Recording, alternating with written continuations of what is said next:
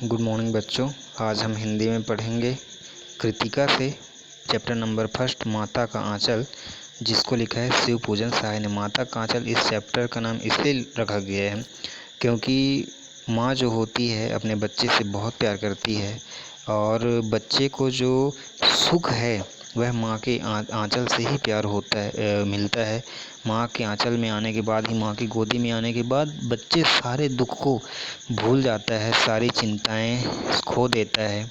इसीलिए माता के अंचल को इस पाठ का शीर्षक बनाया गया, क्योंकि यह जो पाठ है उसी के इर्द गिर्द घूमता है। अब देखिए यहाँ पे हम देखेंगे एक लिखा है 2 श्लोक कि जहाँ लड़कों का संग तहाँ बाजे मृदंग और जहाँ बुढ़ों का संग तहाँ खर्चे का तंग। कहने का तात्पर्य है कि जहाँ बच्चे आपस में खेलते हैं वहाँ मृदंग बजता है, एक प्रकार का ढोल बजता है, मस्ती होती है। और जहाँ बुढ़ों का संग होता है वहाँ खर्च अधिक होता है, व्यय अधिक करना पड़ता है। लेखक कहता है हमारे पिता लड़के तड़के उठकर, तड़के मतलब एकदम सुबह प्रातः काल उठकर, निबट नहाकर मतलब पूरी तरह से नहा धोकर पूजा करने बैठ जाते थे। हम बचपन से ही उनके अंग लग गए थे, मतलब उनके अंग लग गए थे का मतलब हम में भी उनका ही प्रभाव लग गया था। माता से केवल दूध पीने तक का नाता था, लेकिन माता के पास हम सिर्फ दूध पीने ही जाते थे, बाकी दिन भर अपने पिताजी के साथ खेलते रहते थे। इसलिए पिता के साथ ही हम कहीं बाहर जाते थे, बाहर बैठते थे, सोते थे, साथ में सोया करते थे। वह अपने साथ ही हमें भी उठाते और साथ में नहला धुलाकर पूजा पाठ के लिए बैठा देते थे। फिर हम भभूत और तिलक लगा देने के लिए उनको दिक करने लगते, मतलब दिक मतलब जिद करने। हम अपने पिताजी से जिद करने लगते थे। जैसे पूजा पाठ होता था तो भभूत लगाने के लिए भभूत हमारे पिताजी स्वयं लगाते, ठीक उसी प्रकार भी हम अपने शरीर पर भभूत लगा देने के लिए कहते थे।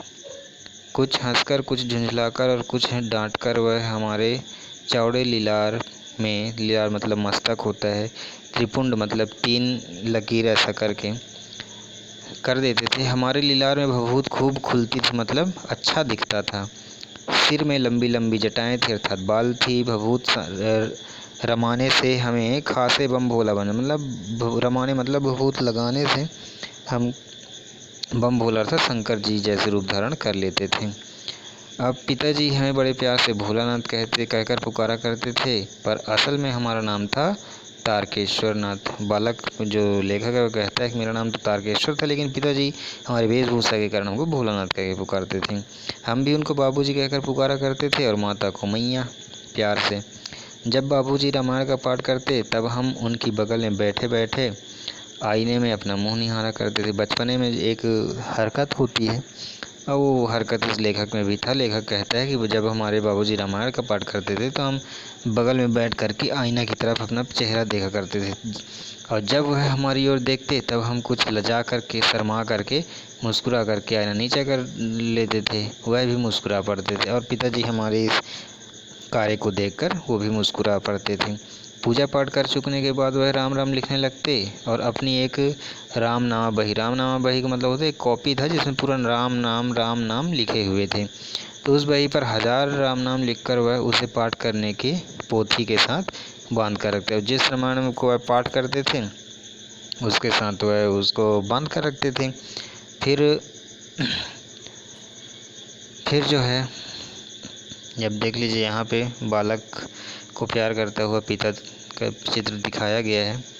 आगे देखेंगे, फिर 500 बार कागज़ के छोटे छोटे टुकड़े पर राम नाम लिखकर आटे की गोलियां में लपेटते और उन गोलियों को लेकर गंगा जी की ओर चल पड़ते। मतलब इस प्रकार का उनका एक आस्था था।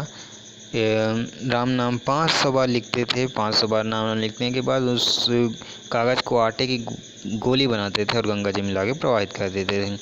उस समय भी हमने उनके कंधे पर विराजमान, हम उनके कंधे पर बैठ कर जाते थे। अब जब गंगा के एक दूसरे आटे की गोलियां फेंककर मछलियों को खिलाने लगते तब भी हम उनके कंधे पर ही बैठे बैठे हंसा करते थे, मज़े लेते थे। जब मछलियों को चारा देकर घर की ओर लौटने लगते तब बीच रास्ते में झुके पेड़ों की डालों पर हमको बिठाकर वो झूला झुलाते थे। मतलब पापा जो है, बाबूजी जो है हमारे मनोरंजन का पूरा ध्यान रखते थे और उनके साथ हम खेला करते थे। यही कारण था कि हमारा दिन का अधिकतर समय पापा के साथ या पिताजी के साथ गुजरता था।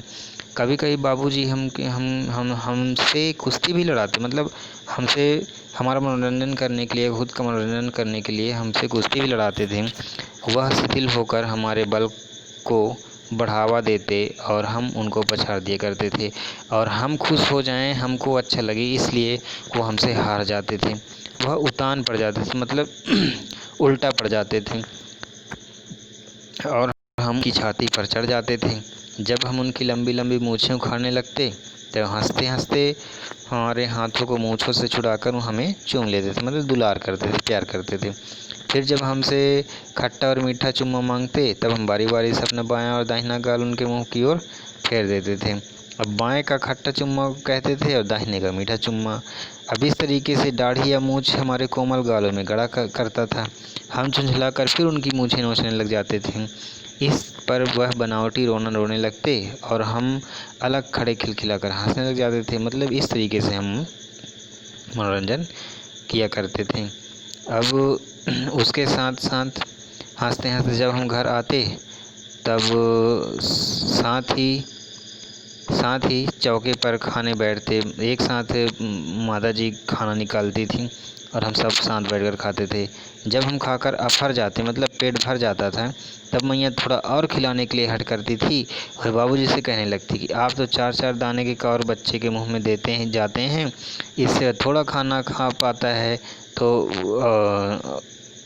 सॉरी इससे वह थोड़ा खाने पर भी समझ लेता है कि हम बहुत खा गए। अब आप खिलाने का ढंग नहीं जानते, बच्चे का मुंह भर के खा और खिलाना चाहिए। मतलब माता के प्यार होता है, इसलिए इस पाठ का नाम माता का अंचल लिखा गया है। बच्चा चाहे कि जितना भी खा ले, लेकिन माँ जब तक अपने हथेली से उसको भोजन नहीं कराती तब तक माता का दिल नहीं मानता, माता का मन नहीं भरता। इससे वह पिताजी से कहती हैं कि तुम क्या जानो, खिलाना 4-4 दाने खिलाते हो, अब ऐसे नहीं खिलाते। फिर माता खिलाने उनको बैठती थी तो अच्छे से उनको कौर खिलाती थी। अब खाएगा बड़े बड़े कौर तब पाएगा दुनिया में ठौर। ये एक पंक्ति है, कहता है जब तुम बड़े बड़े कौर खाओगे तभी तुमको दुनिया में, इस संसार में ठिकाना प्राप्त होगा। अब कहती है अपने पति से कि देखिए मैं खिलाती हूँ, मर्दुए क्या जाने बच्चों को कैसे खिलाना। अब मर्द लोग क्या जाने बच्चों को कैसे भोजन कराना चाहिए। और महतारी मतलब मम्मी के हाथ से खाने पर बच्चों का ही पेट, मतलब बच्चों का पेट भी भरता है। जब तक माता न खिलाए बच्चों का पेट ही नहीं भरता। यह कह वह थाली में दही भात शांति और अलग अलग तोता मैना कबूतर हंस, अलग अलग पक्षियों का नाम ले करके उनका नाम ले करके उसको कौर खिलाते जाती थी। अब कहती थी कि अगर नहीं खाएगा नहीं तो ये उड़ जाएंगे, जल्दी खा ले, खाना को लोग खा लेंगे।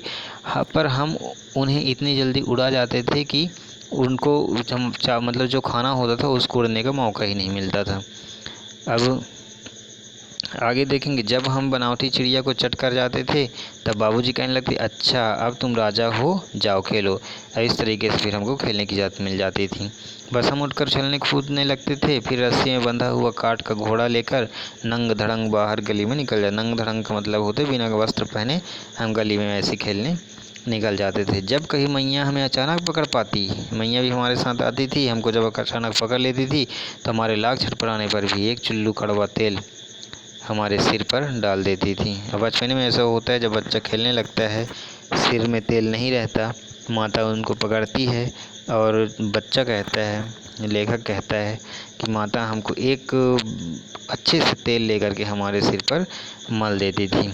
अब हम रोने लगते, बाबूजी उस पर भी करके खड़े हो जाते थे। बाबूजी माता पे चिल्लाती थी, वह हमारे सिर में तेल बोत कर मतलब लगा कर हमें उबट कर ही छोड़ती थी, मतलब हमको तेल लगा कर के ही वह छोड़ती थी। फिर हमारी नाभि और लीलार में काजल में बिंदी लगाकर थोड़ी गूंथती और उसमें फूलदार लट्टू बांधकर रंगीन कुर्ता दोई पहना देती थी, मतलब हमको पूरी तरह सजाया जाता था। अब हम खासे कन्हैया बन करके बाबूजी की गोद में से सख्ते बाहर आते थे। जब मम्मी हमको तैयार करती थी तो हम लोग रोने लगते थे, और जब तक वह तैयार नहीं कर लेती थी हमको छोड़ती नहीं थी। लेकिन जैसे छोड़ती थी तो हम रोते रोते अपने पिताजी के गोद में आकर के बैठ जाते थे। अब बाहर आते ही हमारी बाट जोहने वाले बालकों के एक झुंड मिल जाता। जैसे हम घर से बाहर आते थे, बहुत सारे बच्चे हमारा इंतज़ार कर रहे होते थे। हम उन खेल के साथियों को देखते ही सिसकना भूलकर बाबूजी की गोद में उतर पड़ते।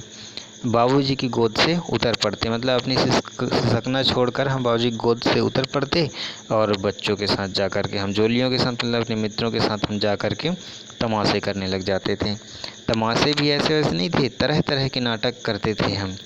लेखक कहते हैं कि चबूतरे के कोना ही घर नाटक बनता था, घर बनता था। चबूतरा के कोना होता था और वही हमारा खेल का मैदान होता था। बाबूजी जिस छोटी चौका पर बैठकर नहाते थे, वही हमारी रंगमंच बनती थी, वही हमारी मकान बनता था। उसी पर सरकंडे के खंभों पर कागज़ की चंदोवा तानकर मिठाइयों की दुकान लगाई जाती थी। अब उसी सरकंडे मतलब कंडे का खंभा ऐसे बना लेते थे और उसके ऊपर कागज़ रख लेते थे और उसी को तान करके हमारी मिठाई की दुकान लग जाती थी। उसमें चिलम के खोंचे पर कपड़े के थालों में ढले ठेले ठेले के लड्डू, पत्तों की पूरी, कचौरियाँ, गीली मिट्टी की जलेबियाँ, फूटे घड़े के टुकड़ों के बतासे आदि मिठाइयाँ बनाई जाती थीं। ठीकरों, अब यहाँ देखें उसमें चिलम के खोंचे, कपड़ों के थाल, ठेले में के लड्डू, ये सारी चीज़ें हमके वहीं वस्तुओं से बना लेते थे। पेड़ पौधे और यहाँ जो खपरैल होते, इसी से हम अपनी मिठाइयाँ बना लेते थे।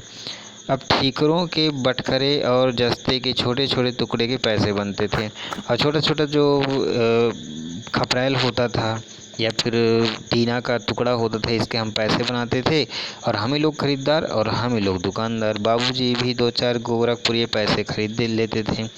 बाबूजी भी 2-4 पैसे के कुछ हम उनसे खरीद लिया करते थे। अब थोड़ी देर से मिठाई दुकान बढ़ाकर हम लोग घर बनाते थे। धूल की मेड़ दीवार बनती, तिनकों का छप्पर बनता, घास फूस का छप्पर बनता था, दातून के खंभा, दिया सिलाई की पेटियों की किवाड़ और घड़े के मुहड़े की चूल्हा चक्की बनती थी। दिए के कड़ाही और बाबूजी की पूजा वाली आचमनी कलछी बनती थी। पानी के घी बनते थे, धूल के पिसान और बालू की चीनी हम लोग ज्योनार तैयार करते थे। मतलब जिस तरीके से ज्योनार मतलब भोजन तैयार करते थे, हम ही लोग ज्योनार करते और हम ही लोग ज्योनार बैठती थी। मतलब हम ही लोग खाना बनाते थे और हम ही लोग खाते थे।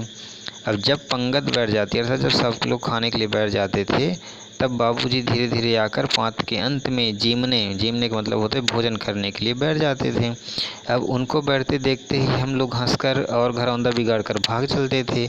वह भी हंसते लोटपोट हो जाते और कहने लगते, फिर कब भोज होगा भोलानाथ, अर्थात फिर दोबारा कब भोजन कराओगे। तो ठीक है बच्चों, इतना आज हम पढ़ते हैं। आगे की पढ़ाई अगले क्लास में करेंगे।